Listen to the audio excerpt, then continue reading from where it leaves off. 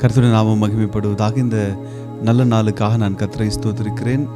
இந்த 14 நாட்களுடைய உபவாச இந்த ஆராதனையிலே 4ஆம் நாளுக்குள்ளாக கடந்து வந்திருக்கிறவங்கள் அனைவரையும் நாங்கள் வாழ்த்துகிறோம். உண்மையாகவே தொடர்ந்து 4 நாட்கள் தேவனை துதிக்க, அவரை உயர்த்த நமக்கு ஒரு நல்ல தருணத்தை கொடுத்திருக்கிறார். ஒவ்வொரு நாளும் கூட நாம் உபவாசத்திலே, பக்தியிலே, ஆழத்திலே போகும் பொழுது நிச்சயமாகவே தேவன் நம் வாழ்க்கையில் பெரிய காரியங்கள் செய்வார்.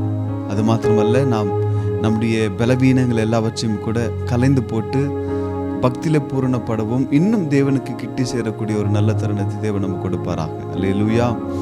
நாம் எல்லாரும் கூட கண்களை மூடின நேரத்திலே தேவனுடைய சமூகத்திலே இந்த காலை நேரத்திலே ஆண்டவரே உமக்கு நன்றி என்று சொல்லுவோம். மற்றும் ஒரு நாளை தேவன் நமக்கு கொடுத்தார். இந்த நாளிலும் கூட அவரை துதிக்கிற ஒரு நல்ல தருணத்தை அவர் நமக்கு கொடுத்திருக்கிறார். எல்லாருமாக தேவனை நாம் துதிப்போம். ஹல்லேலூயா, ஹல்லேலூயா, ஹல்லேலூயா, ஹல்லேலூயா, ஹல்லேலூயா. இயேசுப்பா உமக்கு நன்றி ஆண்டவரே. தேவனே உமக்கு நன்றி. மனதார தேவனை துதிப்போம். இருதயத்தின் ஆழத்திலிருந்து தேவனை நாம் உயர்த்துவோம், அவரை போற்றுவோம். துதிகள் மத்தியிலே வாசம் செய்கிற தேவன் அவர். ஸ்தோத்திரங்களிலே பிரியப்படுகிறவர் அவர். இந்த நாளிலே நம்முடைய துதிகளில் அவர் பிரியப்படுவாராக. நம்முடைய ஸ்தோத்திரங்களில் அவர் பிரியப்படுவாராக. எங்கே 2-3 பேர் என் நாமத்தினாலே கூடியிருப்பார்களோ அவர்கள் நடுவிலே வாசமாயிருப்பேன் என்று சொன்னவர் இந்த நாளிலே நம் நடுவிலே கடந்து வருவாராக. இந்த நாளிலே நீங்கள் எங்கு ஜெபிக்கிறீர்கள் அந்த இடத்துல தேவ பிரசன்னம் கடந்து வருவதாக. ஒருவேளை நீங்கள் ஒரு மனதாக சேர்ந்து ஜெபிப்பதற்கு முன்பு வரை உங்கள் வீட்டில் பிரச்சனைகள் காணப்பட்டிருக்கலாம், சமாதானமின்மை காணப்பட்டிருக்கலாம், உங்கள் இருதயத்திலே கூட சலசலப்பு காணப்பட்டிருக்கலாம். ஆனால் எப்பொழுது நீங்கள் அவைகளை ஒரு பக்கமாக வைத்து தேவனுடைய சமூகத்திலே அவரை துதிக்கும்படியாக, அவரை உயர்த்தும்படி நீங்கள் உட்கார்கிறீர்களோ ஆவியானவர் உங்கள் நடுவிலே வாசமாயிருப்பார். ஆவியானவர் உங்கள் வாழ்க்கையிலே பெரிய காரியங்கள் செய்ய அவர் போதுமானவராக இருக்கிறார். தேவஜனமே, இந்த நாட்களில், இந்த கடைசி நாட்களிலே நாம் எல்லாருமாக அவருடைய சமூகத்திலே கொஞ்ச நேரம் நாம் நேரத்தை செலவு செய்து இந்த நல்ல நாளிலே நம்முடைய வாயை திறந்து, ஆண்டவரே என் வாழ்க்கைக்கு நீர் போதும் என்று சொல்லுவோம். எனக்கு நீர் போதும் ஆண்டவரே, என் வாழ்க்கைக்கு நீர் போதும் ஆண்டவரே. ஒருவேளை இவ்வளவு நேரம் நீங்க எனக்கு அது இல்லை, எனக்கு அது இருந்தால் நல்லா இருக்கும், இது இருந்தால் நல்லா இருக்கும் என்று நீங்கள் நினைத்து கொண்டிருக்கலாம். ஆனால் இப்பொழுது அவைகளை மறந்துவிட்டு ஒரே ஒரு காரியத்தை சொல்லுங்க. ஆண்டவரே, அவைகள் இருந்தாலும் இராவிட்டாலும் நீர் இருந்தால் எனக்கு போதும் ஆண்டவரே. பூமிக்குரிய பொருட்கள் அல்ல, வேலையை மாத்திரம் அல்ல, அந்தஸ்துகள் அல்ல, பணம் பதவி அல்ல, இவைகளை விட நீர் எனக்கு போதும் ஆண்டவரே. உம்முடைய சமூகம் எனக்கு போதும் ஆண்டவரே. நீர் இருந்தால் அதுவே எனக்கு போதும் ஆண்டவரே. அதற்கு ஈடு வேறொன்றும் கிடையாது என்று சொல்லி நாம் எல்லாருமாக இந்த நல்ல நேரத்தில் தேவனுடைய சமூகத்தில் வேண்டிக் கொள்வோம். யெகோவா ஈரே, தந்தையாம் தெய்வம், நீர் மாத்திரம் போதும் எனக்கு. யெகோவா ராஃபா, சுகம் தரும் தெய்வம், உம் தாழும் புகழால் சுகமானோம். யெகோவா ஷம்மா, என் கூட இருப்பீர், என் தேவையெல்லாம் சந்திப்பீர். யெகோவா ஷம்மா, என் கூட இருப்பீர், என் தேவையெல்லாம் சந்திப்பீர். நீர் மாத்திரம் போதும், நீர் மாத்திரம் போதும், நீர் மாத்திரம் போதும் எனக்கு. நீர் மாத்திரம் போதும், நீர் மாத்திரம் போதும், நீர் மாத்திரம் போதும் எனக்கு. இரக்கமும் கிருபை நிறைந்தங்கள் நல்ல ஆண்டவரே, இந்த நல்ல நேரத்திற்காக நன்றி. எங்கள் தேவைகள் எல்லாம் சந்திக்கிற தேவனே, எங்களை விசாரிக்கிறவரே, நீர் மாத்திரம் போதும் ஆண்டவரே. நீர் மாத்திரம் எங்களுக்கு போதும் என்று நாங்கள் அறிக்கை செய்கிறோம் ஆண்டவரே. உள்ளத்தின் ஆழத்திலிருந்து இது நாங்கள் ஜெபமாக வைக்கிறோம். நீர் எங்களுக்கு போதும் ஆண்டவரே. கஷ்ட நேரத்திலே எங்களுக்கு போதுமானவர் நீர். கவலைகள் மிகுந்த நேரத்தில் எங்களுக்கு போதுமானவர் நீர். எல்லா நேரத்திலும் நீர் எங்களுக்கு போதுமானவர் ஆண்டவரே. ஒரு மணி நேரம் ஆண்டவரே உம்மை துதிக்க நாங்கள் வந்திருக்கிறோம். தேவ பிரசன்னம் எங்கள் நடுவில் காணப்படுவதாக. உடைய வார்த்தைகளை கொண்டு எங்களை பலப்படுத்த வேண்டும் என்று இயேசு கிறிஸ்துவின் நாமத்தினால் ஜெபிக்கிறோம் எங்கள் நல்ல பிதாவே. ஆமேன். இந்த நல்ல நாளுக்காக நான் கர்த்தரை ஸ்தோத்திரிக்கிறேன். 4ஆம் நாளிலே நாம் தேவனை துதிக்கும்படியாக வந்திருக்கிறோம். நேற்று தினத்திலே நாம் சில காரியங்களை நாம் கவனித்தோம். நீங்கள் எல்லாரும் கூட நினைவில் வைத்து கொண்டு இருப்பீர்கள் என்று நான் விசுவாசிக்கிறேன். பரிசுத்தம் பண்ணிக்கொள்வது எவ்வளவு முக்கியம் என்பதை குறித்து நாம் தியானித்தோம். தேவனிடத்தில் ஜெபிப்பதற்கு முன்பதாக நம்முடைய செயல்கள் பரிசுத்தமாக இருக்க வேண்டும். நம்முடைய இருதயம் பரிசுத்தமாக இருக்க வேண்டும். மூன்றாவதாக வேதத்தின் அடிப்படையிலே நம்முடைய வாழ்க்கையை நாம் கட்டிக்கொள்ள வேண்டும். இந்த 3 அனுபவங்கள் இருக்கும் பொழுது தேவன் நம் ஜெபத்தை கேட்பார். அப்பொழுது நாம் சங்கீதக்காரனைப் போல தேவனுடைய சமூகத்திலே நாம் வாயை திறந்து தைரியமாக ஜெபிக்க முடியும் என்பதை குறித்து நாம் பார்த்தோம். இந்த நாளிலும் கூட தொடர்ச்சியாக ஒரு மனுஷனுடைய வாழ்க்கையில் தேவன் அற்புதம் செய்ய வேண்டும் என்றால் அவனுடைய வாழ்க்கையிலே காணப்படக்கூடிய இன்னும் ஒரு முக்கியமான ஒரு அனுபவத்தை நாம் பார்க்க போகிறோம். இது மிகவும் அவசியமான ஒரு அனுபவமாக இருக்கிறது. ஆனால் பெரும்பாலுமாக ஜனங்கள் இதை புரிந்து கொள்ளாமல் காணப்படுகிறார்கள். அந்த பகுதியை நான் உங்களுக்காக வாசிக்க விரும்புகிறேன். எபிரேயர்களின் நிருபம் 11ஆம் அதிகாரம் 29ஆம் வசனத்தை நாம் வாசிக்க போகிறோம். விசுவாசத்தினாலே அவர்கள் சிவந்த சமுத்திரத்தை உலர்ந்த தரையை கடந்து போவது போல கடந்து போனார்கள். எகிப்தியர் அப்படி செய்ய துணிந்து அமிழ்ந்து போனார்கள். கர்த்தருடைய நாமம் மகிமைப்படுவதாக. இந்த இடத்துல பார்க்கும் பொழுது எபிரேயருக்கு எழுதின நிருபக்காரன் இஸ்ரவேல் ஜனங்கள் எகிப்திலிருந்து கானான் தேசத்திற்கு வருகிற வழியிலே நடந்த ஒரு சம்பவத்தை குறிப்பிடுகிறார். இஸ்ரவேல் ஜனங்கள் சுமார் 20 லட்சம் பேர் அவர்கள் எகிப்தினுடைய அடிமைத்தனத்தை விட்டு வெளியே வரும் பொழுது அவர்கள் முன்பதாக சிவந்த சமுத்திரம் காணப்பட்டது. அவர்கள் என்ன செய்வதென்று தெரியாமல் இருக்கும் பொழுது தேவனிடத்தில் முறையிடுகிறார்கள். தேவனிடத்தில் முறையிடும் பொழுது தேவன் சிவந்த சமுத்திரத்தை 2ஆக பிளக்கிறார். 20 லட்சம் ஜனங்கள் அவர்கள் சமுத்திரத்தை கடந்து போனார்கள். இவர்களை பிடிக்கும்படி பார்வனுடைய சேனை பின்தொடர்ந்து வருகிறார்கள். ரதங்களிலும் குதிரைகளிலும் வருகிறார்கள். அவர்கள் வரும் பொழுது அவர்கள் முன்பதாக இஸ்ரவேல் ஜனங்கள் சமுத்திரத்தை கடந்து போவதை பார்க்கிறார்கள். இப்பொழுது இவர்கள் என்ன செய்கிறார்கள் என்றால், சரி நாம கூட போகலாம் என்று சொல்லி அவர்கள் போகிறார்கள். ஆனால் அவர்கள் மூழ்கி போனார்கள். இதுதான் வேதத்தில் நாம் வாசிக்கிறோம். நீங்கள் அந்த வசனத்தை வாசிக்கும் பொழுது ஒவ்வொரு வார்த்தையும் கூட ஆழமான சத்தியத்தை நமக்கு போதிக்கிறது. விசுவாசத்தினாலே இஸ்ரவேல் ஜனங்கள் சிவந்த சமுத்திரத்தை வெட்டாந்தரையைப் போல கடந்து போனார்கள். நல்ல கவனிங்க. இஸ்ரவேல் ஜனங்கள் எப்படி எதனால கடந்து போனாங்கன்னா விசுவாசத்தினால சிவந்த சமுத்திரத்தை கடந்து போனார்கள். ஆனால் அப்படி செய்ய நினைத்த எகிப்தியரோ மூழ்கி போனார்கள் என்று பார்க்கிறோம். அப்படி என்றால் ஒரு மனுஷனுடைய வாழ்க்கையில் அற்புதம் நடக்கணும்னா என்ன அவசியம் சொல்லுங்கள்? விசுவாசம் அவசியம். ஆனால் விசுவாசம் மட்டும் போதுமானா போதாது. இங்கே பார்க்கும்போது பார்வன் சேனை கூட அப்படி செய்ய நினைத்து அப்படின்னா என்ன, இவங்களும் விசுவாசித்தாங்க தானே அர்த்தம். நீங்கள் நல்லா கவனிங்க. அப்படி செய்ய நினைத்து அப்படின்னா இவங்களும் விசுவாசித்தாங்க. என்ன, அவங்களே போகும்போது நாங்கள் போக முடியாதா? அவங்க நடந்தே இவ்வளோ வேகமாக சமுத்திரத்தை கடந்து போனாங்கன்னா ரதங்களில் குதிரைகளில் நாங்கள் போக முடியாதா என்று அவர்களும் கூட விசுவாசித்தார்கள். இப்பொழுது பெரும்பாலுமாக அற்புதம் நடக்கும் பொழுது எல்லாருமே கூட விசுவாசிப்பாங்க. நாமும் விசுவாசிக்கிறோம், பாவிகளும் விசுவாசிக்கிறார்கள், தேவனை அறியாதவர்களும் விசுவாசிக்கிறார்கள், தேவனுக்கு தூரமாக இருக்கிறவர்களும் விசுவாசிக்கிறார்கள். விசுவாசத்தால் மாத்திரமே அற்புதங்கள் நடக்குமா அப்படி என்றால் நிச்சயமாகவே இல்லை. நீங்கள் இந்த காரியத்தை நன்றாக புரிந்து கொள்ள வேண்டும். அப்படி செய்ய நினைத்து பார்வோன் சேனை மூழ்கி போனார்கள் என்று நாம் பார்க்கிறோம். தேவனிடத்திலிருந்து அற்புதம் பெற வேண்டும் என்றால் முதலாவதாக அற்புதம் செய்கிற தேவனுக்கும் உங்களுக்கும் ஒரு தொடர்பு இருக்க வேண்டும். நான் சொல்கிறது உங்களுக்கு புரியுதுங்களா? இப்போது இஸ்ரவேல் ஜனங்கள் தேவனுடைய சமூகத்தில் நிற்கிறார்கள். அவர்கள் சிவந்த சமுதிரம் முன்பதாக நிற்கிறார்கள். தேவனே எங்களுக்கு அற்புதம் செய்யும் என்று கேட்கிறார்கள்.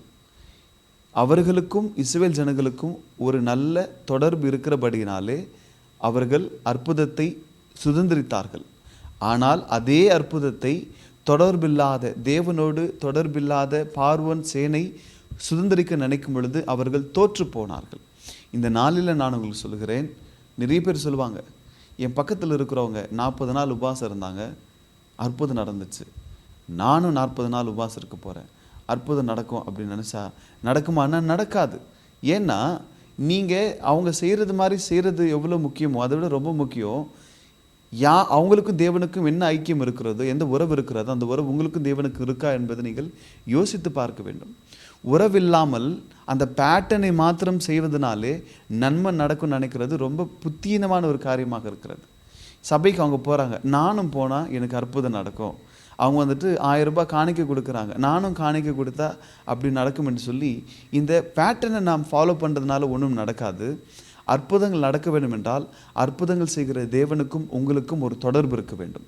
தொடர்பில்லை என்றால் நீங்கள் எவ்வளவு விசுவாசத்தோடு மற்றவர்கள் செய்கிற காரியங்கள் அப்படியே நீங்கள் செய்யலாம். உதாரணத்துக்கு மோசனுடைய வாழ்க்கையில் தேவன் அநேக நன்மைகள் செய்தார், அநேக அற்புதங்கள் செய்தார்.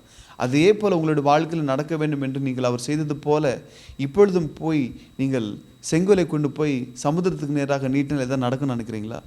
நிச்சயமாக நடக்காது. நீங்கள் ஒரு கோலை கொண்டு போயிட்டு பார்வன் முன்பதாக போட்டது போல் நம்மை ஆளுகிறவர்கள் முன்பதாக போட்டு பாருங்களேன், பாம்பா மாறுன்னு நினைக்கிறீங்களா? நிச்சயமாக மாறாது. ஏன் தெரியுமா? இவைகள் அல்ல, இவைகள் நடக்க வேண்டும் என்றால் மோசேவுக்கும் தேவனுக்கும் என்ன ஐக்கியம் இருந்ததோ அந்த ஐக்கியம் உங்களுக்கும் தேவனுக்கும் இருக்க வேண்டும். ஆகவே இந்த நாளிலே நான் உங்களுக்கு சொல்கிறேன், 4ஆம் நாளிலே நாம் தேவனிடத்திலிருந்து பதில் பெறுவதற்கு முன்பதாக தேவனுக்கும் நமக்கும் ஒரு நல்ல தொடர்பு இருக்க வேண்டும், ஒரு ஸ்ட்ராங் ரிலேஷன்ஷிப் இருக்க வேண்டும். அந்த உறவு இருந்தால் மாத்திரமே தேவனிடத்திலிருந்து நாம் ஒரு நன்மையை பெற முடியும். அந்த ரிலேஷன்ஷிப் இல்லாமல் தேவனிடத்திலிருந்து நாம் ஒரு காரியத்தை பெற நினச்சா அது மிகவும் ஒரு முட்டாள்தனம் என்பதை புரிந்து கொள்ள வேண்டும்.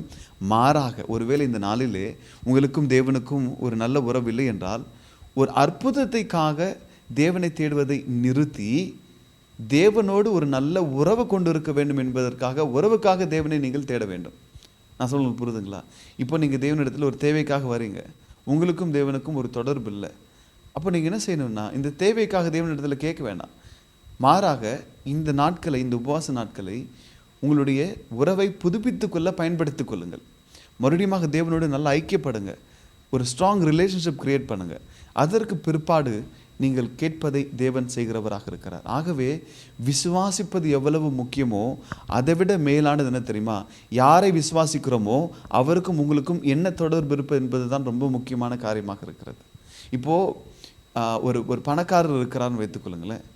அவர்கிட்ட பணம் இருக்குது, அவர் எனக்கு தருவார் என்று விசுவாசிப்பது எவ்வளவு ஒரு பெரிய விஷயமோ அதை விட வந்துட்டு அவருக்கு உங்களுக்கும் எவ்வளவு உறவு, நல்ல ஸ்ட்ராங் ரிலேஷன்ஷிப் இருக்கா என்பதை நீங்கள் புரிந்து கொள்ள வேண்டும்.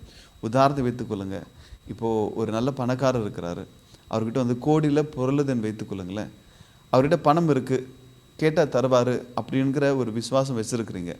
ஆனால் இது வரைக்கும் அவர்கிட்ட நீங்கள் பேசுனதே கிடையாது, இது வரைக்கும் நீங்கள் யாருன்னே தெரியாது. அப்படி இருக்கும் பொழுது அவர் உங்களுக்கு ஏதாவது நன்மை செய்வார்னு நினைக்கிறீங்களா? நீங்கள் போய் ஐயா உங்ககிட்ட நிறைய கோடிக்கணக்காக சொத்து இருக்குன்னு எனக்கு தெரியும், நீங்கள் எனக்கு தருவி, நான் விசுவாசிக்கிறேன், எனக்கு கொடுங்க நீங்கள் கேட்டு பாருங்களேன். முதல் கேள்வி கேட்பார், நீ யாருன்னு கேட்பார். நீ யாருன்னு கேட்பார். அதுவே அவங்க வீட்டில் இருக்கிற ஒரு வேலைக்காரனாக இருக்கலாம், இல்லையென்றால் அவருடைய பிள்ளையாக இருக்கலாம். கேட்ட உடனே பெற்றுக்கொள்வார்கள். பணம் இருக்கிறது என்பதை அவர்களும் விசுவாசிக்கிறார்கள், மற்றவர்களும் விசுவாசிக்கிறார்கள். ஆனால் உறவு கொண்டு இருக்கிறவர்கள் அந்த விசுவாசத்தை அவர்கள் பிரதிபலனை காண்கிறார்கள். உறவில்லாதவர்கள் விசுவாசத்தினுடைய பிரதிபலனை காண முடியாமல் போகிறார்கள். இன்னும் சுருக்கமாக சொல்ல வேண்டும் என்றால், ஒருத்தரிடத்துல இப்போது வேலைக்காரனுக்கு ஒரு 10,000 ரூபாய் தேவை, பையனுக்கு ஒரு 10,000 ரூபாய் தேவை. இப்போ 2 பேரும் கூட விசுவாசிக்கிறாங்க. எங்கள் அப்பா கொடுப்பாருன்னு விசுவாசிக்கிறார் பையன், என் எஜமானு கொடுப்பாருன்னு விசுவாசிக்கிறாரு வேலைக்காரன். இப்போது 2 பேருடைய விசுவாசத்தில் யாருடைய விசுவாசம் உண்மையாகவே உறுதியாக செயல்படும் என்றால் மகனுடைய விசுவாசம்தான். காரணம் என்ன தெரியுமா? அந்த விசுவாசம் இருந்தாலும் கூட மகனுக்கும் தகப்பனும் இருக்கிற உறவு ஸ்ட்ராங்காக இருக்கிறபடினாலே நிச்சயமாகவே தகப்பன் பிள்ளைக்கு தருவார். ஆனால் ஒரு வேலையாட்களுக்கும் எஜமானுக்கும் இருக்கிற உறவு அவ்வளவு பலனுள்ளதாய் காணப்படாதபடினாலே தரமாட்டார். ஆகவே விசுவாசம் எவ்வளவு முக்கியமோ அதை விட மேலாக நீங்கள் யாரிடத்துல நன்மை பெற வேண்டும் என்று நினைக்கிறீர்களோ அவர்களுக்கும் உங்களுக்கும் ஒரு நல்ல தொடர்பு இந்த நாளிலே மிகவும் அவசியமாக காணப்படுகிறது. ஆகவே தேவஜனம், இந்த நாளிலே நான் உங்களை பார்த்து ஒரு கேள்வி கேட்கிறேன். ஜெபிக்கிற நீங்கள், தேவனிடத்தில் முறையிடுகிற நீங்கள், இந்த நாளிலே உங்களுடைய உறவு எப்படி இருக்கிறது என்பதை சீர்தூக்கி பாருங்கள். உங்களுக்கும் தேவனுக்கும் இருக்கிற அந்த உறவு எவ்வளவு ஆரோக்கியமாக இருக்கிறது என்பதை நீங்கள் ஒரு விசை யோசித்து பார்த்தால் உங்களுடைய நிலைமை என்ன என்பதை நீங்கள் புரிந்து கொள்ள முடியும். இவ்வளவு நேரம் நான் அந்த உறவை குறித்து நான் சொன்னேன். உறவு என்றால் என்ன? எப்படி நாம் தேவனிடத்தில் ஒரு நெருக்கமான உறவை கொண்டிருக்க முடியும் என்று பார்க்கும் பொழுது வேதாகமத்தில் அதை குறித்து யோவான் சுவிசேஷம் 15ஆம் அதிகாரம் 7ஆம் வசனத்தில் நாம் வாசிக்கிறோம். நீங்கள் என்னிலும் என் வார்த்தைகள் உங்களிலும் நிலைத்திருந்தால் நீங்கள் கேட்டுக்கொள்வது எதுவோ அது உங்களுக்கு செய்யப்படும். நல்லா கவனிங்க. இந்த ஸ்ட்ராங் ரிலேஷன்ஷிப்னா என்ன நினைக்கிறீங்கன்னா, ரத்தின சுருக்கமாக இயேசுவானவர் ஒரு 2 வரியில் சொல்லிட்டார்.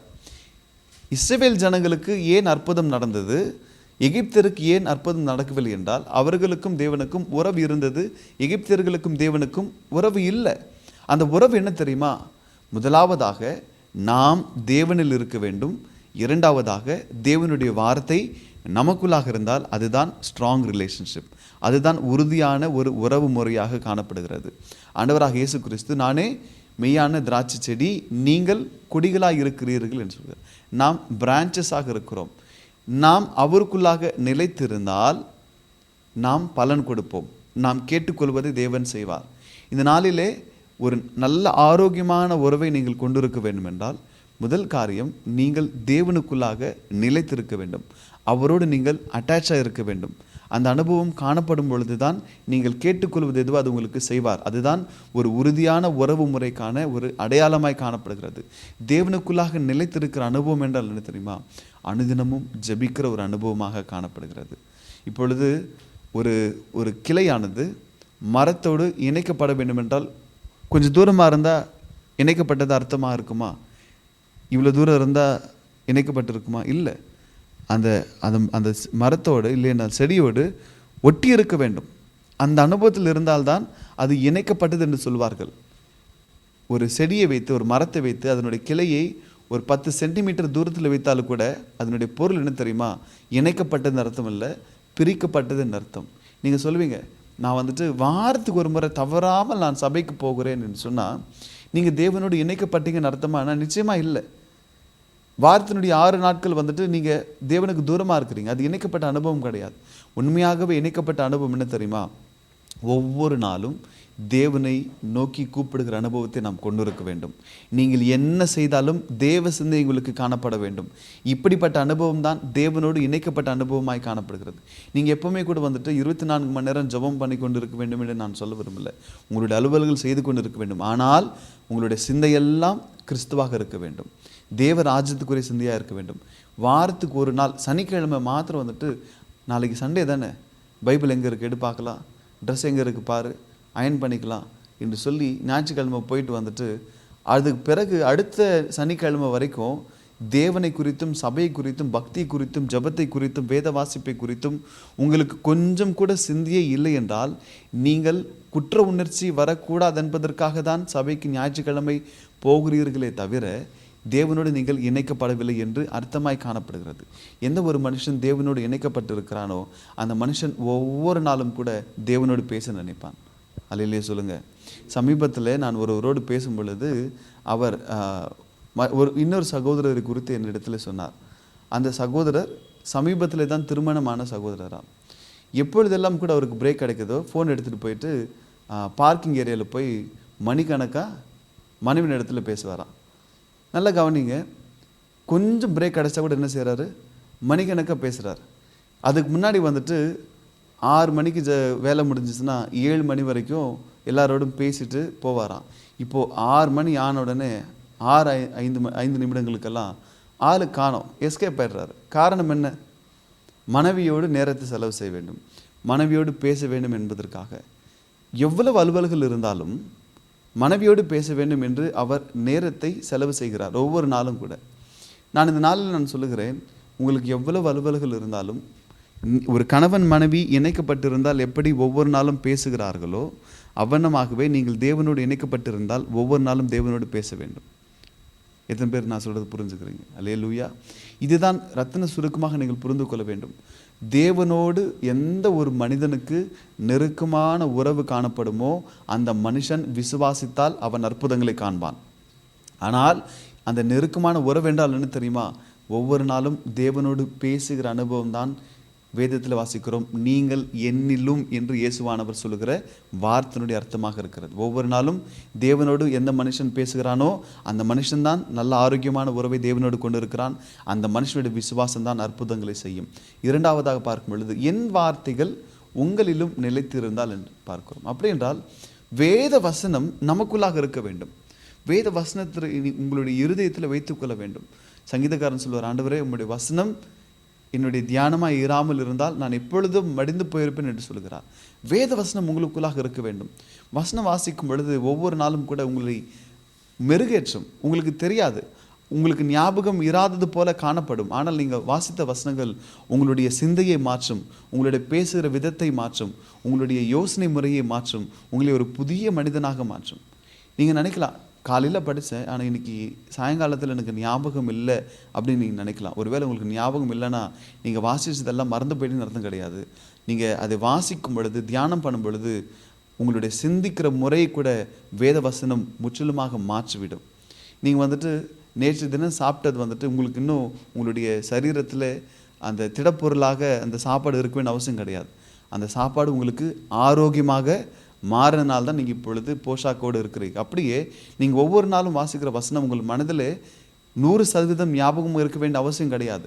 ஆனால் அந்த வசனங்கள், தியானித்த வசனங்கள் உங்களுடைய ஆவிக்குரிய வாழ்க்கையை மெருகேற்றும், உங்களுடைய ஆவிக்குரிய வாழ்க்கையை கட்டும், உங்களை சீர் பொருந்தினவர்களாக மாற்றும். ஆகவே 2 காரியங்கள் இருந்தால்தான் தேவனோடு நாம் ஆரோக்கியமாக ஐக்கியம் கொண்டிருக்கிறோம் என்ற அர்த்தம். முதலாவதாக ஒவ்வொரு நாளும் தேவனோடு நெருக்கமாக பேசுகிற அனுபவம் தான் நீங்கள் என்னில் இருக்கிற அனுபவமாய் காணப்படுகிறது. இரண்டாவதாக என் வார்த்தைகள் உங்களில் என்று சொல்லும் பொழுது வேதத்தை நாம் தியானிக்கிற அனுபவமாக காணப்படுகிறது. எந்த ஒரு மனுஷன் வேதத்தை அதிகமாக வாசிக்கிறானோ, அனுதினம் வாசிக்கிறானோ, எந்த ஒரு மனுஷன் ஒவ்வொரு நாளும் தேவனோடு பேசுகிறானோ அவன்தான் தேவனோடு நெருக்கமான ஐக்கியம் கொண்டிருக்கிறான். அவனுடைய விசுவாசம்தான் தேவன் கண்டு அற்புதம் செய்கிறவராக இருக்கிறார். இந்த நாளில் இந்த வார்த்தையை கேட்டுக்கொண்டு இருக்கிறவர்களே, ஒருவேளை நீங்கள் ஒவ்வொரு நாளும் தேவனிடத்தில் பேசுகிற அனுபவம் இராமல், வேதத்தை வாசிக்கிற அனுபவம் இராமல், நானும் விசுவாசிக்கிறேன் தேவன் எனக்கு நன்மை செய்வார் அப்படின்னு நீங்கள் நினச்சிங்கன்னா எகிப்தியர்களுக்கு நடந்தது தான் உங்களுக்கும் நடக்கும். நான் உங்களை பயமுறுத்தலை, வேதத்தின் அடிப்படையில் நான் சொல்கிறேன். அப்படி செய்ய நினைத்து அவர்கள் மூழ்கி போனார்கள் என்று நாம் பார்க்கிறோம். அப்படின்னா இவங்களும் விசுவாசித்தாங்க, நானும் போவேன்ப்பா அப்படின்னு நினச்சாங்க, ஆனால் போகலை. இதனால் நான் உங்களுக்கு சொல்கிறேன், நீங்கள் பக்தி உள்ளவர்கள், நீங்கள் ரட்சிக்கப்பட்டவர்கள், உங்களுக்காக நான் சொல்கிறேன், நீங்கள் தேவனோடு ஐக்கியம் கொண்டிராவிட்டால், தேவனுடைய வார்த்தைகளை தியானிக்காவிட்டால் நீங்கள் கேட்டுக்கொள்வது உங்களுக்கு செய்யப்படாது. நீங்கள் விசுவாசிக்கிற விசுவாசமும் அவமாய் போகும் என்று பார்க்கிறோம். ஆனால் இதே நேரத்தில் இன்னொரு காரியத்தை கூட நான் சொல்கிறேன். நீங்கள் தேவனோடு நல்ல ஐக்கியம் கொண்டிருக்கிறதுனாலே, தேவனோடு நல்ல ஐக்கியம் கொண்டிருப்பதென்றால் அவரோடு பேசுவது, வேதம் வாசிப்பது. இந்த நல்ல ஐக்கியம் கொண்டிருப்பதனாலே வேதத்தில் வாசிக்கிறோம், நீங்கள் கேட்டுக்கொள்வது எதுவோ அது உங்களுக்கு செய்யப்படும். எனவே இஷ்டத்து கேட்காதீங்க. இது கூட ரொம்ப முக்கியமானது. இஷ்டத்து கேட்காதீங்க. நான் ஒரு மாதத்தில் நான் 10 கோடி எனக்கு வேண்டும் ஆண்டவரே என்று கேட்காதீங்க. நான் அமெரிக்கா ஜனாதிபதியாக நான் மாற வேண்டும் என்று கேட்காதீங்க. புரியுதுங்களா? நாம் வேதத்தில் வாசிக்கும் பொழுது யாக்கோபு நிருபக்காரன் ஒரு வார்த்தை சொல்வார். யாக்கோபின் புஸ்தகம் 4ஆம் அதிகாரம் 3ஆம் வசனத்தை வாசிக்கும் பொழுது, நீங்கள் விண்ணப்பம் பண்ணியும் உங்கள் இச்சைகளை நிறைவேற்றும்படி செலவழிக்க வேண்டுமென்று தகாத விதமாய் விண்ணப்பம் பண்ணுகிறபடியினால் பெற்றுக்கொள்ளாமல் இருக்கிறீர்கள்.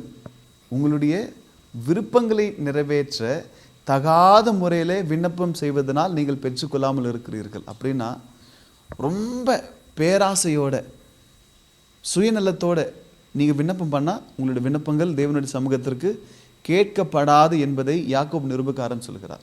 நீங்கள் கேட்குற எந்த காரியமாக இருந்தாலும் வேதம் சார்ந்த ஒரு காரியமாக இருக்க வேண்டும், தகுந்த காரியமாக இருக்க வேண்டும். உங்களுக்கு விரலுக்கேற்ற வீக்கம் காணப்பட வேண்டும். நீங்கள் உங்களுடைய இச்சைகளை நிறைவேற்ற கேட்டால் தேவன் தரமாட்டார். ஆண்டவரே எனக்கு வந்துட்டு ஒரு 2 கார் வேணுமா ஆண்டவரேன்னு கேட்கக்கூடாது. புரியுதுங்களா? ஏன்னா நமக்கு என்ன தேவையோ அதை தான் நாம் கேட்க வேண்டும். தேவைக்கு மிஞ்சி நாம் கேட்கக்கூடாது. தகாத விதத்திலே இச்சைகளை நாம் பூர்த்தி செய்யும்படி கேட்டால் தேவன் செய்ய மாட்டார் என்று யாக்கோபு நிருபக்காரன் சொல்கிறார். ஆகவே இந்த வசனத்தை கூட நீங்கள் யோவான் சுவிசேஷம் 15ஆம் அதிகாரத்தில் வாசித்த இந்த வசனத்தை மாத்திரம் நீங்கள் பிடித்து கொண்டு ஜெபிப்பது சரியானதல்ல. அதோடு சேர்த்து யாக்கோபு நிருபக்காரன் சொல்கிற இந்த வார்த்தையும் நீங்கள் சேர்த்து கொள்ளுங்கள். நீங்கள் கேட்டுக்கொள்வது எதுவோ அது உங்களுக்கு செய்யப்படும், ஆனால் தகாத விதமாக கேட்காதீங்க. இந்த 2 காரியங்கள் நீங்கள் புரிந்து கொள்ள வேண்டும். ஆகவே தேவஜனமே, நான் மறுபடியுமாக இதை நான் சொல்லி நாம் ஜெபிக்க போகிறோம். இஸ்ரவேல் ஜனங்கள் விசுவாசத்தோடு சிவந்த சமுத்திரத்தை அவர்கள் கடந்து போனார்கள். ஆனால் எகிப்தியர்கள் செய்ய நினைத்தோ அவர்கள் மூழ்கி போனார்கள். இஸ்ரவேல் ஜனங்கள் சிவந்த சமுத்திரத்தை கடந்து போவதற்கான காரணம் என்ன தெரியுமா? அவர்களுக்கும் தேவனுக்கும் ஒரு நல்ல தொடர்பு இருந்தது. எகிப்தியர்களுக்கும் தேவனுக்கும் சுத்தமாக சம்பந்தமே கிடையாது. எனவே அவர்கள் விசுவாசித்தாலும் அவர்கள் வாழ்க்கையிலே அற்புதம் நடக்கவில்லை. இந்த நாளிலே நீங்கள் தேவன் நன்மை செய்வார் என்று விசுவாசித்தாலும் அற்புதம் நடக்க வேண்டும் என்றால் தேவனுக்கும் உங்களுக்கும் ஒரு நல்ல தொடர்பு இருக்க வேண்டும். நல்ல தொடர்பு என்றால் என்ன தெரியுமா? நாம் அவருக்குள்ளாக நிலைத்திருக்கிற அனுபவம், அதுதான் ஜெபிக்கிற அனுபவம். 2வதாக அவருடைய வார்த்தைகள் நமக்குள்ளாக நிலைத்திருக்கிற அனுபவம், அதுதான் வேதம் வாசிக்கிற அனுபவம். எப்பொழுது ஒரு மனுஷனுக்குள்ளாக ஜபஜீவியமும் வேதம் வாசிப்பும் காணப்படுமோ அவன் ஆரோக்கியமான உறவை தேவனோடு கொண்டிருக்கிறான்.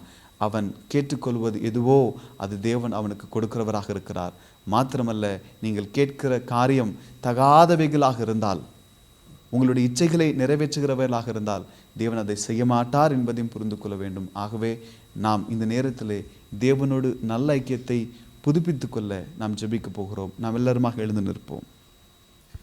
நாம் எல்லாருமாக எழுந்து நின்று இந்த நல்ல நேரத்திலே கண்களை மூடி தேவனுடைய சமூகத்தில் வேண்டிக் கொள்வோம். மனதார தேவனுடைய சமூகத்தில் நாம் வேண்டிக் கொள்வோம். அவர் பேசுகிற தெய்வம். இந்த நாளில் உங்களோடு பேசினார். நான் ஒரு காரியத்தை உணர்கிறேன், தேவன் என்னோட பேசுகிறார். ஒரு கணவன் மனைவிக்கு இடையில் இருக்கிற உறவு எவ்வளவு மென்மையானதோ, எவ்வளவு உறுதியானதோ, அப்படிப்பட்ட உறவு தான் தேவனுக்கும் நமக்கும் காணப்பட வேண்டும். ஒரு சாதாரண மனிதனை மனைவியோடு ஒரு நாள் பேசாமல் இருக்க முடியவில்லை என்றால், நம்மை படைத்த தேவனிடத்திலே நாம் எப்படி பேசாமல் இருக்கிறோம்? பேசாமல் இருந்தால் அவரோடு நல்ல உறவு கொண்டிருக்கிறோம் என்று அர்த்தமா? ஒரு கணவன் மனைவியோடு வாரத்துக்கு ஒரு முறை பேசினால் அந்த உறவு ஆரோக்கியமான உறவு என்று சொல்லுவோமா?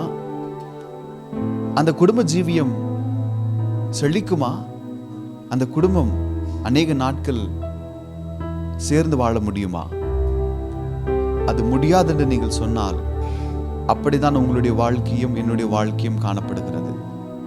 வாரத்துக்கு ஒரு முறை தேவனோடு பேசுகிற அனுபவம் இருந்தால், வாரத்துக்கு ஒரு முறை சபையில மாத்திரம் தேவனை ஆராதிக்கிற அனுபவம் இருந்தால், உங்களுக்கும் தேவனுக்கும் உண்மையாகவே ஒரு உறவு இல்லை என்று பொருள். ஆரோக்கியமான உறவு இல்லை என்று பொருள். ஆரோக்கியமான உறவு இல்லை என்றால் நீங்கள் தேவனிடத்திலிருந்து ஒரு காரியத்தையும் பெற முடியாது. ஆரோக்கியமான உறவு இல்லாமல் நீங்கள் விசுவாசித்தாலும் உங்களுடைய விசுவாசம் அவமாய் போகும்.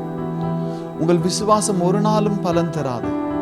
தேவஜனம், இந்த நேரத்தில் நாம் எல்லாருமாக முதலாவதாக உங்களுடைய உறவை புதுப்பித்துக் கொள்ளுங்கள்.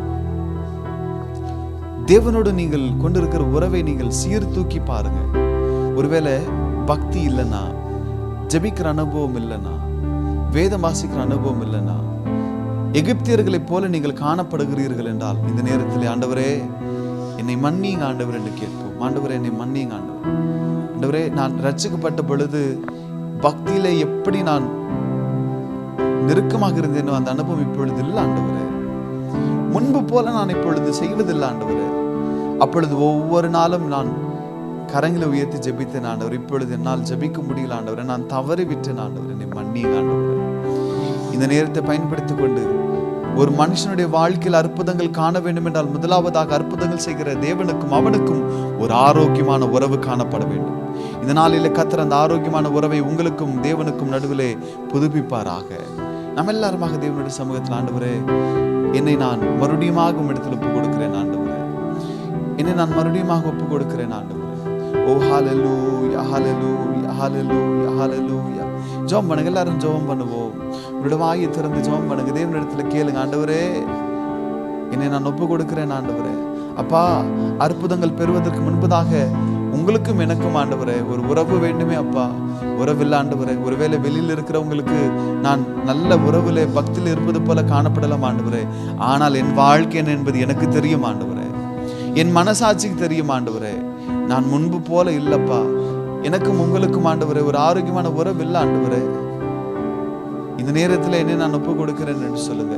நீங்க ஜெபம் பண்ணுங்க. நீங்க தற்செயலாக இந்த ஆராதனையில கலந்து கொள்ளவில்லை, தற்செயலாக இந்த ஆராதனை நீங்கள் கேட்கவில்லை. தேவன் ஒரு நியமத்தின் நிமித்தமாக உங்களை கொண்டு வந்திருக்கிறார். உங்களோடு அவர் பேசுகிறார், உங்களை அவர் எச்சரிக்கிறார், அவர் உங்களுக்கு உதவி செய்ய ஆயத்தமாக இருக்கிறார். ஆனால் நாம் தகுதியற்றவர்களாக இருக்கிறோம். அதுதான் அவருடைய வருத்தம். அவர் பட்சபாதம் உள்ள தேவன் அல்ல. ஆகவே அவர் பொறுமையோடு காத்திருக்கிறார். நீங்கள் உறவை புதுப்பித்துக் கொண்டு பாருங்கள். உங்கள் வாழ்க்கையிலே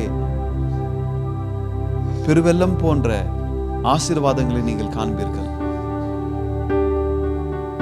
அணை திறக்கும் பொழுது எப்படி தண்ணீர் புரண்டோடுமோ அவ்வனமாகவே நீங்கள் உறவை புதுப்பித்துக் கொள்ளும் பொழுது தேவன் அணையை திறப்பது போல ஆசீர்வாத வாசலை திறந்து உங்களை அளவில்லாமல் ஆசீர்வதிக்க போதுமானவராக இருக்கிறார்.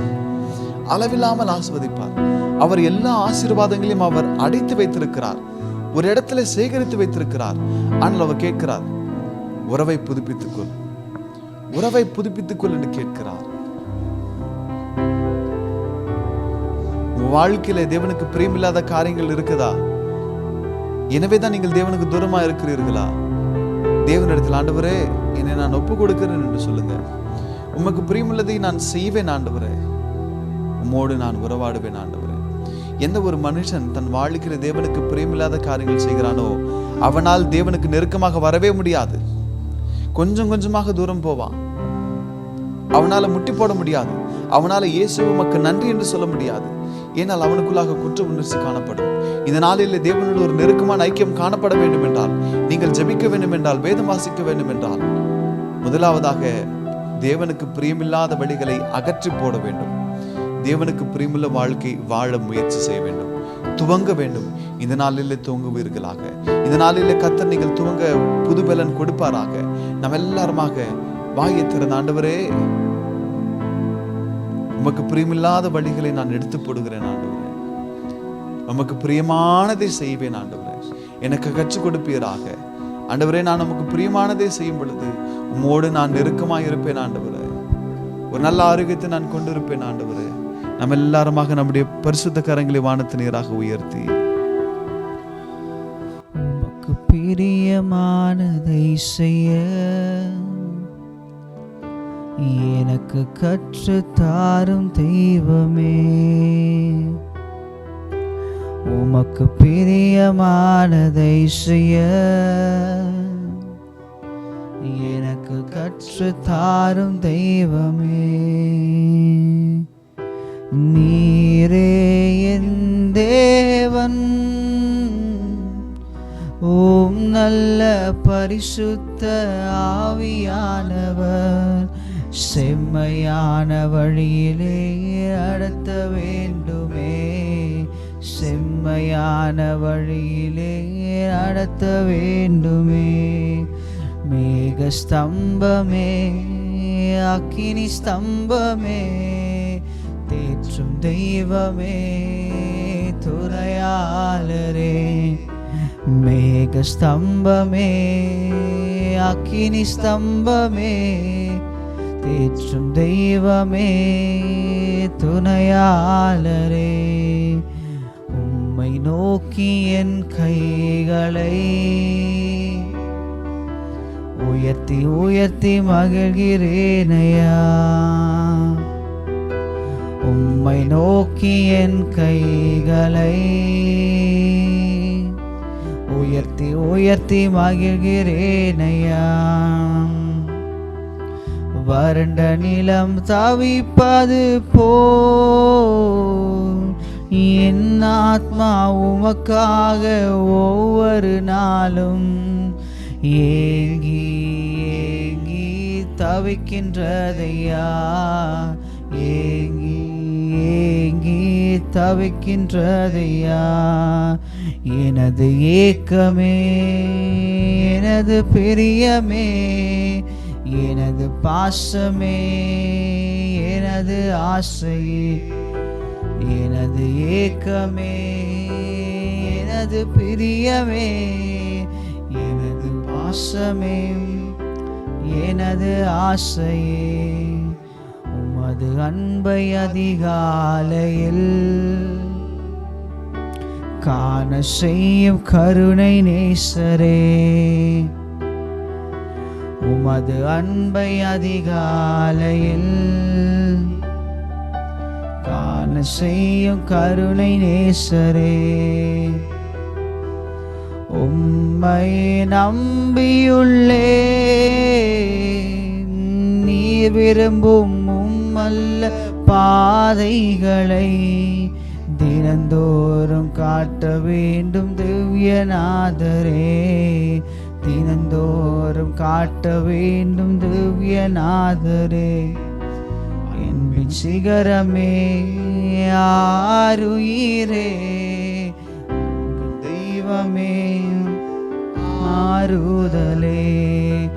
அன்பின் சிகரமே, ஆருயிரே, அணைக்கும் தெய்வமே, ஆறுதலே. தேவஜனமே, இந்த சரணம் பாடும் பொழுது நான் உண்மையாகவே இருதயத்திற்குள்ளாக கர்த்தரை நான் துதிக்கிறேன்.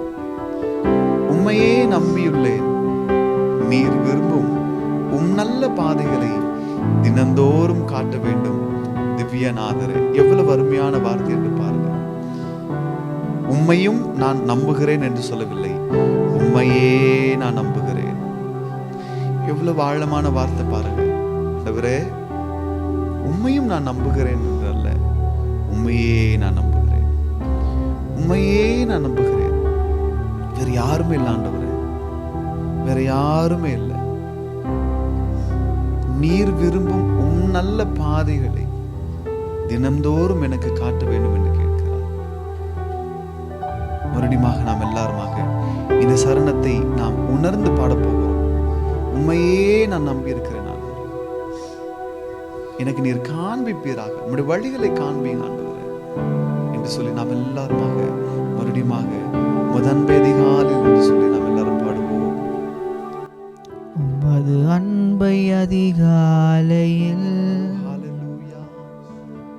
காண செய்யும் கருணை நேசரே. உமது அன்பை அதிகாலையில் காண செய்யும் கருணை நேசரே. உம்மை நம்பியுள்ளே நீர் விரும்பும் உம் நல்ல பாதைகளை தினந்தோறும் காட்ட வேண்டும் திவ்யநாதரே. தினந்தோறும் காட்ட வேண்டும் திவ்யநாதரே. அன்பின் சிகரமே, ஆருயிரே, அணைக்கும் தெய்வமே, ஆறுதலே. அன்பின் சிகரமே, ஆருயிரே, அணைக்கும் தெய்வமே, ஆறுதலே. ஹல்லேலூயா, ஹல்லேலூயா. தேவஜனமே, நீங்கள் ஜெபிக்கிற இந்த நேரத்திலே தானே கர்த்தர் உங்களுடைய கரம் பிடித்து அவருடைய திட்டங்களை உங்களுக்கு போதிப்பாராக. ஜெபிக்கிற இந்த நேரத்திலே தானே கர்த்தர் உங்களை அனைத்து உங்களுடைய காயங்களை ஆற்றுவாராக. ஜெபிக்கிற இந்த நேரத்திலே கர்த்தர் உங்களுடைய பயங்களை நீக்கி போடுவாராக. எப்பொழுது உங்களுடைய வாயை திறந்து உம்மையே நான் நம்பி இருக்கிறேன் ஆண்டவரே, உம்மை மாத்திரம் நான் நம்பி இருக்கிறேன் ஆண்டவரே என்று சொல்லுகிற ஒவ்வொரு இருதயத்தையும் கர்த்தர் இந்த நேரத்தில் பலப்படுத்துவாராக. புத்தி கெட்டாத தெய்வீக சமாதானம் இப்பொழுது உங்களை ஆட்கொள்வதாக. எல்லாருமாக வாயை திறந்து தேவனை ஸ்தோத்திரம் பண்ணுங்க. ஹல்லேலூயா ஹல்லேலூயா ஹல்லேலூயா. ஓரி பலதரல பௌஷியல ஹாந்தரல பௌதா. உமக்கு நன்றி ஆண்டவரே, இயேசுவே உமக்கு ஸ்தோத்திரம். இரட்சகரே உமக்கு நன்றி. உம்மையே நாங்கள் நம்பி இருக்கிறோம். வேற ஒன்றும் கேட்காதீங்க, வேற ஒன்றும் கேட்காதீங்க. இந்த நேரத்தில் தேவனிடத்தில் இது மாத்திரம் சொல்லுங்க, உம்மையே நான் நம்பி இருக்கிறேன் ஆண்டவரே, உம்மையே நான் நம்பி இருக்கிறேன் ஆண்டவரே, உம்மையே நான் நம்பியுள்ளேன் ஆண்டவரே.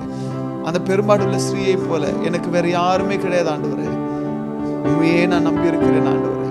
உம்மை தொட்டாதான் எனக்கு சுகம் ஆண்டவரே, நான் உண்மையே நம்பி இருக்கிறேன் ஆண்டவரே. அந்த பதுமை குருடனை போல தேவகுமாரனே, தாவீதின் குமாரனே, எனக்கு இரங்கும் என்று சொல்லி நான் உண்மையே நம்பி இருக்கிறேன் ஆண்டவரே. ஓ ஹல்லேலூயா. எல்லாருமாக தேவனிடத்துல கேட்போம், நான் உண்மையே நம்பி இருக்கிறேன் ஆண்டவரே. ஹல்லேலூயா ஹல்லேலூயா ஹல்லேலூயா ஹல்லேலூயா ஹல்லேலூயா. இயேசப்பா உமக்கு நன்றி ஆண்டவரே, உண்மையே நான் நம்பி இருக்கிறேன் அப்பா, உண்மையே நான் நம்பி இருக்கிறேன் ஆண்டவரே. ஆண்டவரே என்னை கைவிடாதிருப்பீராக, ஆண்டவரே என்னை கைவிடாதிருப்பீராக. உம்முடைய பாதைகளை எங்களுக்கு காண்பித்தருளுவீராகப்பா, உம்முடைய பாதைகளை எங்களுக்கு காண்பித்தருளும் ஆண்டவரே. ஓ ஹல்லேலூயா ஹல்லேலூயா ஹல்லேலூயா. ஓ உமக்கு நன்றி நன்றி நன்றி நன்றி நன்றி ஆண்டவரே, நன்றி ஆண்டவரே. உமக்கு ஸ்தோத்திரம் ஸ்தோத்திரம் ஸ்தோத்திரம் ஸ்தோத்திரம் ஸ்தோத்திரம்.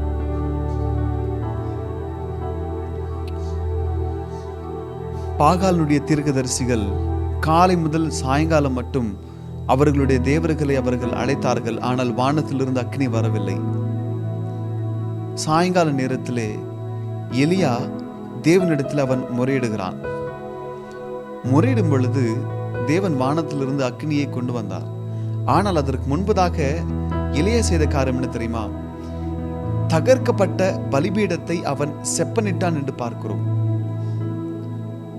பலிபீடம் மறுபடியுமாக கட்டப்படும் பொழுது தேவன் பதில் கொடுத்தார் என்று வேதம் சொல்லுகிறது.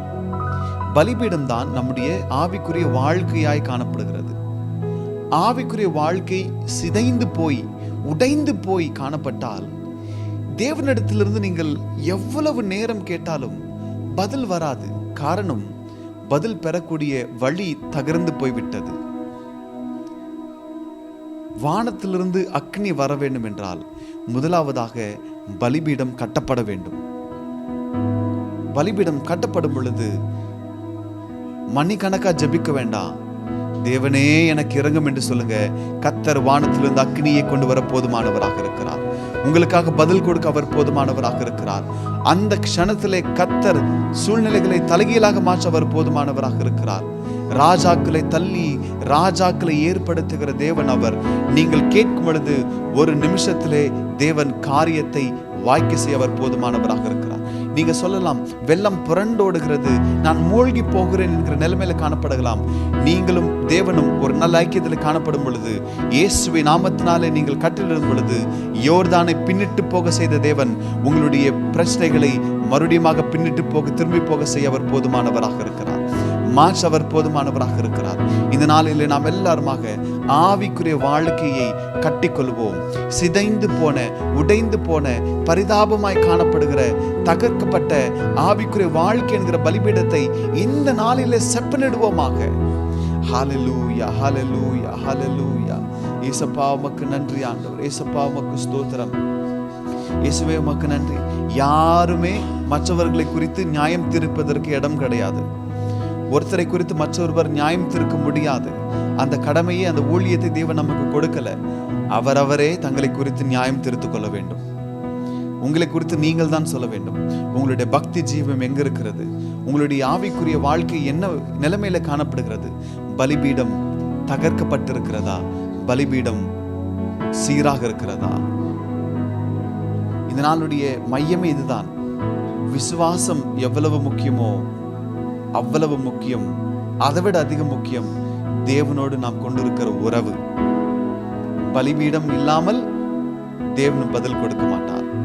இந்த நேரத்தில் நாம் எல்லாருமாக நம்முடைய பக்தி ஜீவியத்தை சீர்தூக்கி பார்ப்போம். ஒருவேளை இத்தனை நாட்கள் ஜப ஜீவியமே இல்லையா? ஜெபித்ததே கிடையாதா? ஞாயிற்றுக்கிழமை தவிர மற்ற நாட்களில் நீங்கள் உங்களுடைய முழங்கால் முடங்கினதே இல்லையா? உங்கள் கண்கள் மூடினதே இல்லையா? கடமைக்காக 2 நிமிஷம் தான் ஜெபம் பண்றீங்களா? இந்த நாளில் கர்த்தர் கேட்கிறார், இது ஒரு உறவாக மாறுமா? கணவன் மனைவி இப்படிப்பட்ட உறவு கொண்டிருந்தால் அவர்கள் சேர்ந்து குடும்பம் செய்ய முடியுமா? முடியாதென்றால் நீங்கள் என்னிடத்துல இப்படிப்பட்ட ஒரு ஐக்கியத்தில் காணப்படும் பொழுது என்னிடத்திலிருந்து ஒரு பதிலும் பெற முடியாது என்று தேவன் சொல்கிறார். இதனாலில் நாம் எல்லாருமாக நம்முடைய உறவை தேவனோடு நாம் புதுப்பித்துக் கொள்வோம். தேவன் ஒரு நல்ல ஐக்கியத்தை கொண்டிருப்போம்.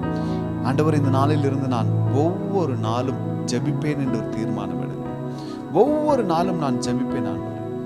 ஒவ்வொரு நாளும் நான் வேதம் வாசிப்பேன் ஆண்டவரே. நான் நெருக்கமான உறவை கொண்டிருப்பேன் ஆண்டவரே. உம்மோடு நான் உறவாடுவேன் என்று சொல்லி ஒரு தீர்மானம் எடுத்து நாம் எல்லாருமாக தேவனுடைய சமூகத்திலே நீங்கள் தீர்மானம் எடுத்தால் நிச்சயமாகவே கர்த்தர் உங்கள் வாழ்க்கையிலே ஒரு திருப்பு முனையை இந்த நாளிலே கொண்டு வர அவர் போதுமானவராக இருக்கிறார்.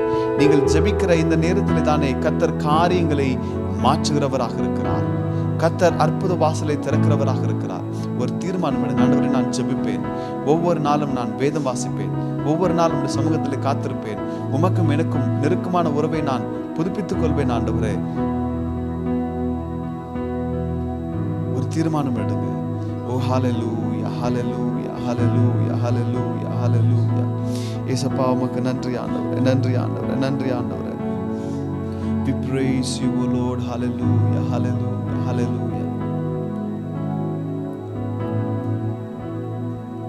ஒரு நாளிலே ஃபாதர் பெர்க்மன்ஸ் ஐயா அவர்கள் வெளிநாடுக்கு செல்லும் பொழுது எல்லாருமே கூட ஷாப்பிங் போனாங்களாம்.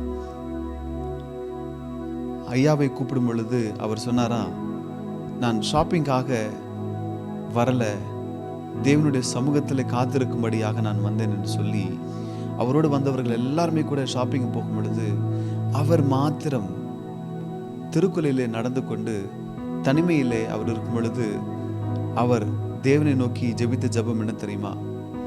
ஆண்டவரே, நான் ஷாப்பிங் போவது என்னுடைய விருப்பம் அல்ல ஆண்டவரே, பொருட்களை வாங்குவது என்னுடைய வாஞ்சை அல்ல ஆண்டவரே, உம்மோடு இருப்பதுதான் என் உள்ளத்தின் வாஞ்சை ஆண்டவரே. பொருட்களை வாங்குவது என் சித்தம் அல்ல ஆண்டவரே, உம் சித்தம் செய்வதுதான் என்னுடைய ஏக்கம் என்று சொல்லி அவர் ஜெபித்தாராம். அதை தான் அவர் ஒரு பாடலாக பாடினார். இந்த நாளில் நான் உங்களுக்கு சொல்லுகிறேன், உங்களுடைய விருப்பங்களை நிறைவேற்ற வேண்டாம், உங்களுக்கு பிரியமல்ல காரியங்களை செய்ய வேண்டாம். தேவனோடு இருப்பது நம்முடைய விருப்பமாக மாறட்டும். தேவனோடு ஐக்கியமாய் இருப்பதே நம்முடைய விருப்பமாய் காணப்படட்டும். அவர் சித்தம் செய்வதே நம்முடைய ஏக்கமாய் காணப்படட்டும். இந்த அனுபவத்தில் நீங்கள் காணப்பட்டால் நிச்சயமாக நான் சொல்லுகிறேன், கர்த்தர் உங்களுடைய ஜெபங்களை கேட்கிறவராய் காணப்படுகிறார். கர்த்தர் நீங்கள் கேட்கிற சகலத்தையும், தகாதவைகளை கேட்காமல் வேதத்தின் அடிப்படையிலே நீங்கள் கேட்கிற சகலத்தையும் அவர் உங்களுக்கு செய்ய போதுமானவராக இருக்கிறார். நான் சொல்லுகிறேன், தேவனோடு நீங்கள் காணப்படுவீர்கள் என்றால், உங்களுக்கு வியாதி இருந்தால் கர்த்தர் வியாதியை குணப்படுத்துவார். உங்களுடைய பொருளாதார நெருக்கடிகளை கர்த்தர் மாற்றுவார். உங்கள் வீட்டிலே கர்த்தர் சமாதானத்தை கொடுப்பார். உங்கள் கையின் பிரயாசங்களை கர்த்தர் ஆசீர்வதிப்பார். நீங்கள் பூமி குப்பாக உலகத்திற்கு வெளிச்சமாக இருப்பீர்கள். நீங்கள் வாளாக அல்ல தலையாக இருப்பீர்கள். நீங்கள் பரிசுத்த ஜீவனம் பண்ண முடியும். நீங்கள் பூமியில வாழும் பொழுதே இயேசுவின் பிள்ளை எவ்வளவு ஆசீர்வாதமாக இருப்பான் என்பதை நீங்கள் வாழ்ந்து காண்பிக்க முடியும். மரித்த பிற்பாடு பரலோகத்தில் நீங்கள் காணப்பட முடியும். எனவே இந்த நேரத்தில் நம்ம எல்லாருமாக கரங்களை உயர்த்தி, ஆண்டவரே, உம்மோடு இருப்பதுதான் என் உள்ளத்தின் வாஞ்சை என்று சொல்லி நாம் வேண்டிக் கொள்வோமா? தேவனோடு இருப்பதுதான் நம்முடைய உள்ளத்தின் வாஞ்சியா இருக்க வேண்டும். அவரோடு நெருக்கமான ஐக்கியம் கொண்டு இருக்க வேண்டும். அதுதான் நம்முடைய வாஞ்சை. வெறும் பாடல் அல்ல. ஐயா அவர்கள் இந்த பாடலை உணர்ந்து எழுதினார். நாமும் கூட உணர்ந்து இந்த பாடலை பாடப் போகிறோம். ஆண்டவரே, எனக்கு பொருட்களை விட, அந்தஸ்தை விட, பணத்தை விட எனக்கு வேண்டியது உம்மோடு இருக்கிற உறவு தான் ஆண்டவரே. உறவு எனக்கு வேண்டும் ஆண்டவரே. அதுதான் எனக்கு மேன்மை ஆண்டவரே. உம்மோடு உறவு இருந்தால் மற்றவைகள் எல்லாம் எனக்கு கொடுக்கப்படும் ஆண்டவரே. நம்ம எல்லாருமாக கரங்களை உயர்த்தி,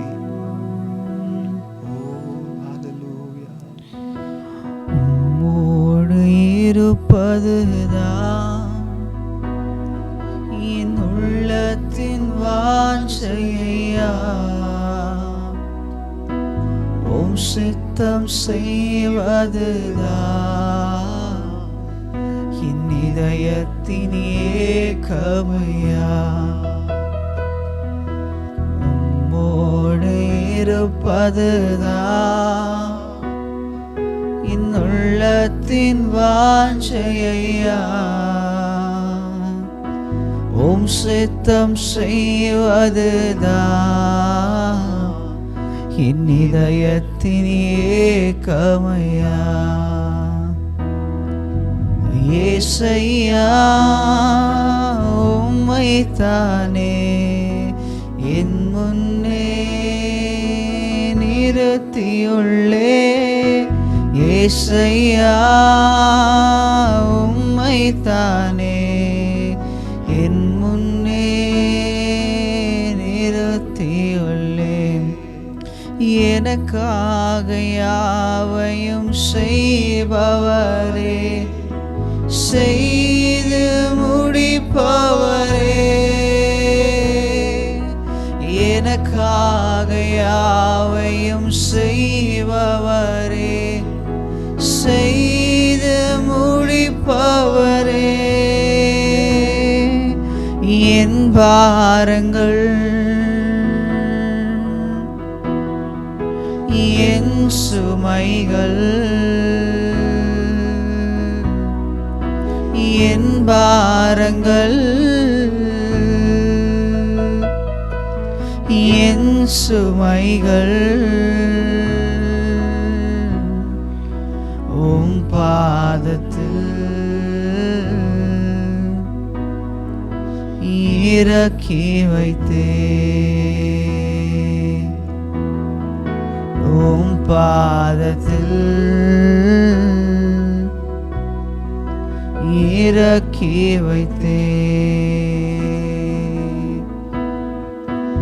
ஏசையா உம்மைத்தானே என் முன்னே நிறுத்தியுள்ளே. ஏசையா உம்மைத்தானே என் முன்னே நிறுத்தியுள்ளே. உம்மோடு இருப்பதுதான் என் உள்ளத்தின் வாஞ்சையா. உம் சித்தம் செய்வதுதான் என் இதயத்தின் ஏக்கமையா. ஹல்லேலூயா, ஹல்லேலூயா, ஹல்லேலூயா. தேவஜனமே, கர்த்தர் இந்த நாளிலே நம்மோடு பேசின வார்த்தைகளை மறந்து போக வேண்டாம். அவரோடு ஒரு நல்ல ஐக்கியத்தை சம்பாதித்துக் கொள்வோம். மோசே முகமுகமாய் தேவனோடு பேசினான். அந்த அனுபவம் நமக்கும் வர வேண்டும் என்றால் ஒரு நல்ல ஐக்கியம் காணப்படுவதாக. இந்த நேரத்தில் தானே நாம் எல்லாருமாக பலவீனமாக இருக்கிற நம்முடைய பட்டணத்திலே முக்கியமான ஆவிக்குரிய தகப்பனாக இருக்கிற தாமஸ் ராஜ் ஐயா அவர்களுக்காக, போதகர் ஐயா அவர்களுக்காக நாம் ஜெபிக்க போகிறோம். நம்ம எல்லாருமாக நீங்கள் எந்த இடத்துல இருந்தாலும் சரி, உங்களுடைய கரங்களை வானத்து நேராக உயர்த்தி ஐயா அவர்களுக்காக, நம் பட்டணத்திலே காணப்படுகிற மூத்த ஆவிக்குரிய தகப்பனாருக்காக நாம் ஜெபிக்க போகிறோம். தேவனிடத்தில் ஊக்கமாய் கேளுங்க. உபவாசத்தோடு நாம் கடந்து வந்திருக்கிறோம். கர்த்தர் அநேகர் உலகத்திலே அநேகர் அவருக்காக ஜெபிக்கிறார்கள். அவர்களோடும் சேர்ந்து நாமும் கூட இந்த நேரத்திலே ஐயா அவர்களுக்காக நாம் ஜெபிக்க போகிறோம். ஹல்லேலூயா, ஹல்லேலூயா, ஹல்லேலூயா. இயேசுவே உமக்கு நன்றி. ஆண்டவரே, ஐயாவை நிர்குணமாக்குவீராக. ஆண்டவரே, சிரம் தாழ்த்தி இருதயத்தின் ஆழத்திலிருந்து நாங்கள் வேண்டிக் கொள்கிறோம். கர்த்தர் கண்ணோக்கி பாருங்க ஆண்டவரே. ஆண்டவரே, ஆண்டவரே, எங்கள் பட்டணத்திற்கு ஆண்டவர் உம்முடைய ஊழியர் தேவை ஆண்டவரே. ஆண்டவர் உம்முடைய ஊழியர் ஆண்டவரே செய்த ஊழியத்தை கர்த்தர் கண்ணோக்கி பார்ப்பீராக. ஆண்டவரே, எசேக்கியாவினுடைய ஜெபத்தை நீர் கேட்டீர் அல்லவா? ஆண்டவரே, எப்படி இருந்தாரோ ஆண்டவரே, உம்முடைய பார்வையில் ஐயா அவர்கள் எப்படி இருந்தாரோ நீர் அறிவீரப்பா. ஆண்டவரே, அநேக ஆயிரமான ஜனங்களுக்கு ஆசீர்வாதமாய் பக்தி விருத்திக்கு ஏதுவாய் இருக்கிற ஐயாவை கர்த்தர் கண்ணோக்கி பார்ப்பீராக. ஆண்டவரே, எங்களுடைய பட்டணம் ஆண்டவரே ஜனங்கள் சுகித்திருக்க ஆண்டவரே, மூத்த ஊழியர்கள் ஆரோக்கியமாக இருக்க வேண்டும் ஆண்டவரே. அவர்கள் எங்களுக்கு தேவை அப்பா. ஆண்டவரே, நாங்கள் மன்றாடுகிறோம் ஆண்டவரே. சபை ஜெபிக்கும் பொழுது பேதுருவை விடுவித்த தேவன் இப்பொழுது ஆண்டவரே நாங்கள் அனைவரும் சேர்ந்து ஜெபிக்கிறோம். இயேசுவின் நாமத்தினாலே வியாதி என்கிற சிறையிருப்பு மாறுவதாக, எல்லா விதமான சுவாச பிரச்சனைகள் மாறுவதாக. ஆண்டவரே, வீடு திரும்ப கிருபை தருவீராக. அநேகருக்கு ஆசீர்வாதமாக சபையில் நிற்க கிருபை கொடுப்பீராக. ஆண்டவரே, நாங்கள் ஜெபிக்கிறோம். ஊக்கமான ஜெபம், விசுவாசம் உள்ள ஜெபம், பிணையாளியை சொஸ்தமாக்கும் என்று ஜெபிக்கிறோமே. ஊழியக்காரரின் சுகத்தை விரும்புகிற தேவன் என்று நாங்கள் வாசிக்கிறோமே. இந்த நேரத்திலே கர்த்தர் அற்புதம் செய்வீராக. அவருடைய படுக்கையை நீர் மாற்ற வேண்டும் என்று ஜெபிக்கிறோம். தேவன் அற்புதம் செய்ய வேண்டும் என்று ஜெபிக்கிறோம் ஆண்டவரே.